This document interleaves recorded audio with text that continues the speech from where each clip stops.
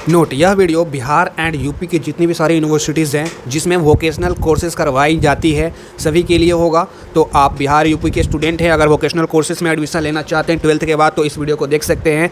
इस वीडियो में मैंने पाटलिपुत्रा यूनिवर्सिटी का एग्जाम्पल लेकर आपको समझाया है। स्वागत है आपका इस चैनल पे, आप देख रहे हैं माई जो यूट्यूब चैनल को।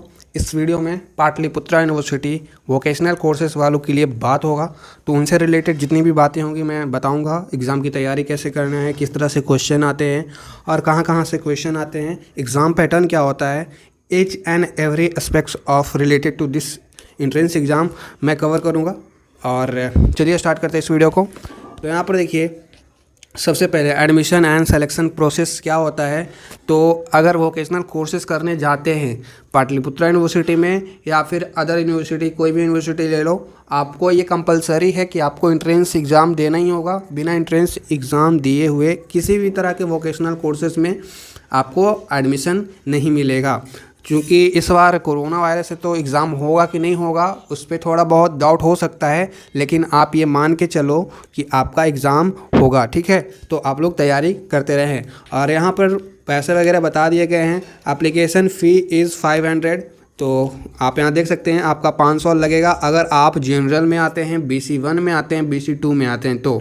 एंड अगर आप SC ST में आते हैं तो आपको 250 रुपये लगेंगे फॉर्म भरने के लिए, तभी आपका एडमिट कार्ड वगैरह आएगा। उसके बाद एग्जामिनेशन सेंटर जाएगा, उसके बाद आप लोग एग्ज़ाम दे पाएंगे।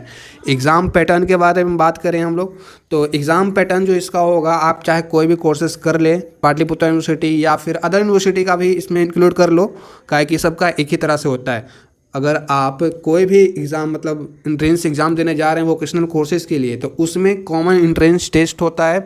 रेगुलर वालों का, जैसे ऑनर्स पेपर वालों का अलग होता है, BA का सिलेबस अलग होता है, BCom का सिलेबस अलग होता है और BSc का सिलेबस अलग होता है।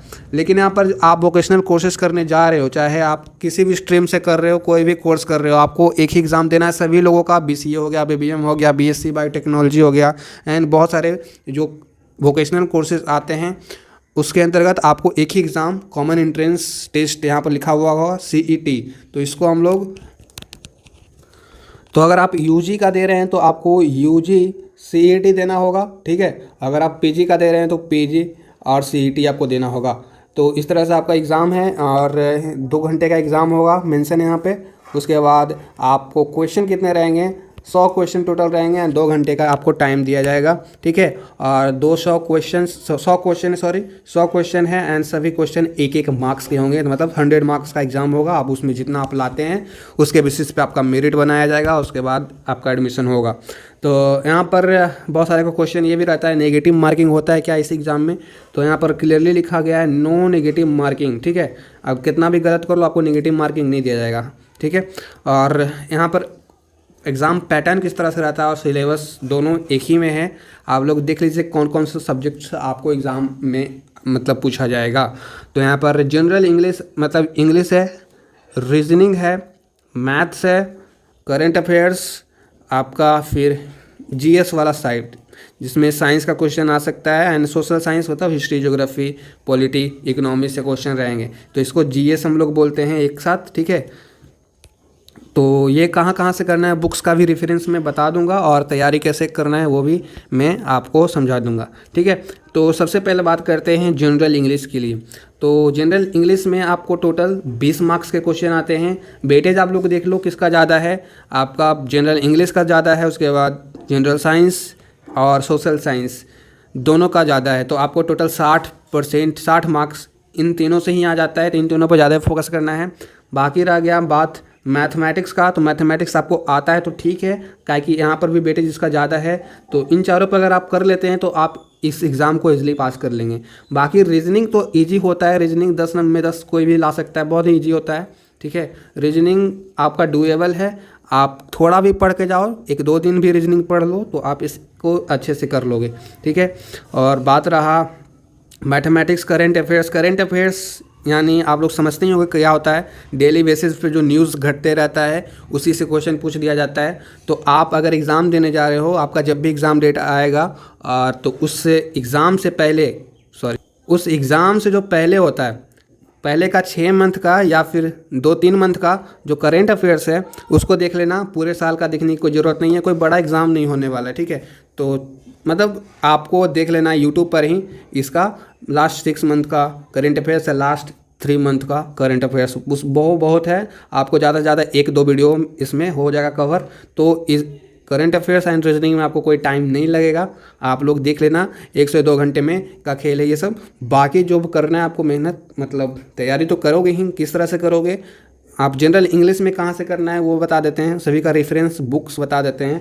ऐसे बुक्स खरीदना तो नहीं चाहिए आप लोगों के लिए, क्योंकि बहुत ही बेसिक से क्वेश्चन आते हैं, और बुक खरीदोगे तो फिर बहुत ज़्यादा पढ़ना पड़ जाएगा। बुक बल्कि होता है, मोटा मोटा बुक देख के आपका दिमाग ख़राब हो जाएगा, तो बुक नहीं खरीदना चाहिए, यूट्यूब सफिशिएंट है।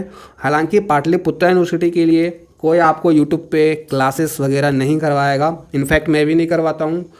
लेकिन एक भाई हैं जो कमेंट कर रहे हैं क्लास करवाइए, सो पॉसिबल होगा तो मैं ज़रूर करवाऊँगा, लेकिन मैं नहीं करवाता हूँ इसका क्लास, ठीक है। और अदर भी यूनिवर्सिटी का क्लास मैं नहीं करवाता हूँ, पाटलिपुत्रा ही नहीं सभी यूनिवर्सिटी का मैं नहीं करवाता हूँ। तो यहाँ पर आपको मैं बता देता हूँ करना कैसे है, आप लोग हो सके तो खुद से कर लेना, आपको कोई यूट्यूब चैनल नहीं मिलेगा। अगर आप करना चाहते हैं तो पटना यूनिवर्सिटी का जो क्लासेस पढ़ी हैं उनको आप देख लीजिए एक बार, ठीक है। पटना यूनिवर्सिटी की जितनी भी क्लासेस पढ़ी है एंट्रेंस एग्ज़ाम के लिए, उसको आप लोग कर लीजिए, लगभग सेम ही मतलब आता है दोनों में। जीके, जीएस और जनरल साइंस, सोशल साइंस से अदर क्वेश्चन क्या आएंगे आप ही सोचो ना, जो उसमें आएंगे वो इसी में भी आएंगे। तो आप ऐसा स्पेसिफिक खोजेंगे पाटलिपुत्रा यूनिवर्सिटी का कोई करवाए क्लास तो आपको नहीं मिलने वाला है। तो अब बात कर लेते हैं बुक्स के बारे में। अगर आप ख़रीदना चाहें तो आप खरीद सकते हैं, मैं तो बोलूँगा ना खरीदें, ठीक है। सबसे पहले इंग्लिश का बात कर लेते हैं। इंग्लिश तो यहाँ पर आपको जनरल ग्रामर्स, एरर्स पूछे जाएंगे और पैसेज दिए रहेंगे, उसको पढ़ के आपको देना रहेगा answers. Active voice, passive voice, general things है। आपके पास अगर कोई इंग्लिश का बुक है 10-12 वाला भी, या फिर कोई अदर बुक कंपटीशन वाला भी, कोई भी बुक हो इंग्लिश का, उसमें से थोड़ा सा जनरल जो रूल्स होता है, active voice, passive voice and grammar, noun pronoun के थोड़े बहुत रूल्स ध्यान में रखिएगा ना, तो आपका ये 20 में से 10 मार्क्स नहीं, सॉरी 15 मार्क्स से ज़्यादा आपका आ ही जाएगा। और अगर नहीं भी पढ़ते हैं, इसको स्किप कर देते हैं, तो इंग्लिश में आपका वोकैबुलरी वगैरह से मिला के आपको तुक्का भी मारते हैं तो इसमें 10 मार्क्स आ जाता है, जो नहीं पढ़ता है उन लोगों का भी। तो ये आप पे डिपेंड करता है, आप तैयारी करना चाहते हो करिए, नहीं करना चाहते हैं तो ईजी होता है। इसमें 10 नंबर बिना पढ़े ला सकते, समझिए ईजी एग्जाम होता है। बात रह गया रीजनिंग का, यूट्यूब वीडियो बेस्ट है, आप लोग देख के सीख सकते हैं। रीजनिंग में कौन कौन से टॉपिक्स आते हैं, आपका ज़्यादा मतलब हार्ड टॉपिक्स नहीं आएगा, नंबर सीरीज आएगा, और मतलब verbal and non verbal reasoning का जितना भी टॉपिक्स है सभी आ जाएंगे, लेकिन सभी से ज़्यादा क्वेश्चन नहीं आएंगे। आप ही देखो यहाँ पर 10 मार्क्स का क्वेश्चन है, तो ज़्यादा आपको क्वेश्चन नहीं मिलेंगे, 10 क्वेश्चन मिलेंगे और सभी से एक ही क्वेश्चन आ सकते हैं। तो एक मतलब वीडियो जितना भी हो सके देख लो, इसमें ज़्यादा आपका टाइम नहीं जाएगा, सीखने का है। और जो नहीं भी रीजनिंग पढ़ता है वो भी बना लेता है ये सब रीजनिंग, सो ईजी आता है। उसका कोई बुक नहीं बताऊँगा, रीजनिंग यूट्यूब से करना है आपको।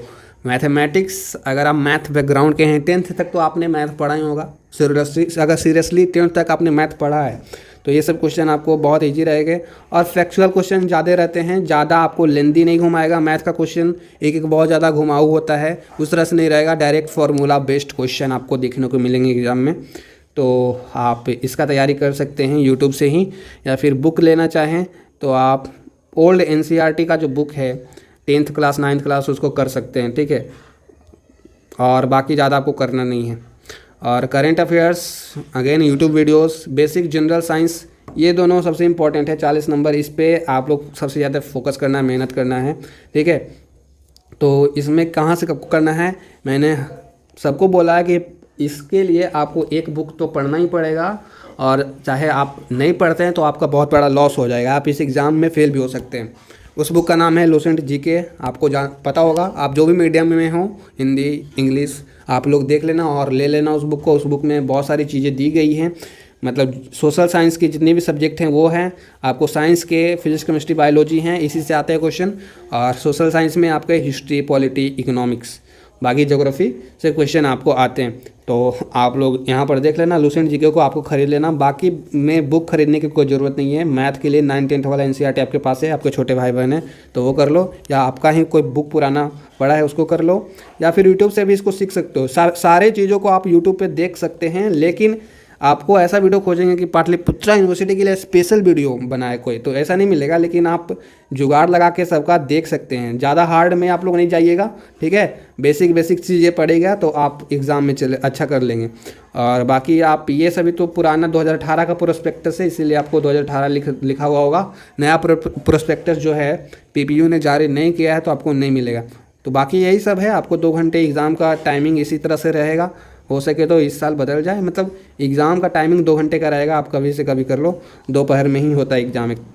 और बाकी यही था। आप जो भी और भी क्वेश्चन हैं 2-3 उसको भी थोड़ा हम लोग डिस्कस कर लेते हैं। इस एडमिशन को हम लोग कैसे कर सकते हैं। एडमिशन लेना का प्रोसेस तो आपको मैंने बता दिया है। एंट्रेंस एग्ज़ाम पास करिए, फिर मेरिट आएगा, एडमिशन लेंगे।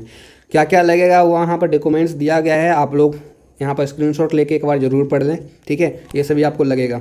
और अगर आप इस एग्ज़ाम को पास कर लेते हैं तो आपका एडमिशन तो होगा ही। आपको जिस भी कॉलेज अलॉट किया जाएगा, सभी को अलग अलग कॉलेज मिलता है, ठीक है। जो भी कॉलेज आपको मेरिट लिस्ट में आएगा वहाँ पे आपको डॉक्यूमेंट वेरिफिकेशन DD के लिए आपको बुलाया जाएगा उस कॉलेज में, आपके कॉलेज में। एंड वहाँ से आपको 5,000 लगेगा।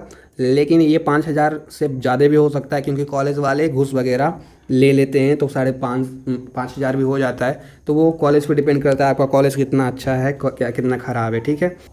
एंड अगर आपका इस केस आ जाता है कि आप इस कोर्स में अगर एडमिशन हो गया, लेकिन ऐन मौके पर आप चाहते हैं कि इसमें मेरा एडमिशन ना हो, दूसरा कोर्स में करना चाहते हैं, तो आपको जो 5,000 लिया गया था वो आपको दे दिया जाएगा। लेकिन 1,000 आपका फिर भी काट लिया जाएगा, मतलब 4,000 आपको रिफंड में मिल जाएगा अगर आप एडमिशन कैंसिल करना चाहते हैं तो।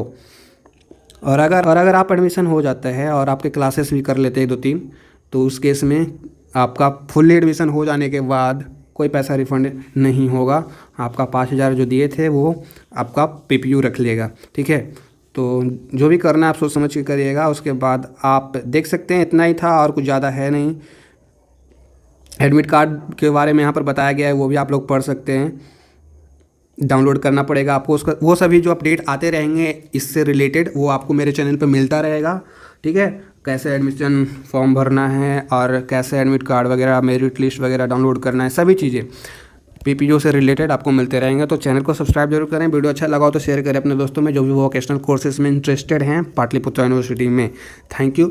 आज की वीडियो में बस इतना ही। मिलेंगे नेक्स्ट वीडियो में कुछ नए टॉपिक के साथ। अगर आपको कोई और भी टॉपिक पे वीडियो चाहिए तो कमेंट जरूर करिएगा।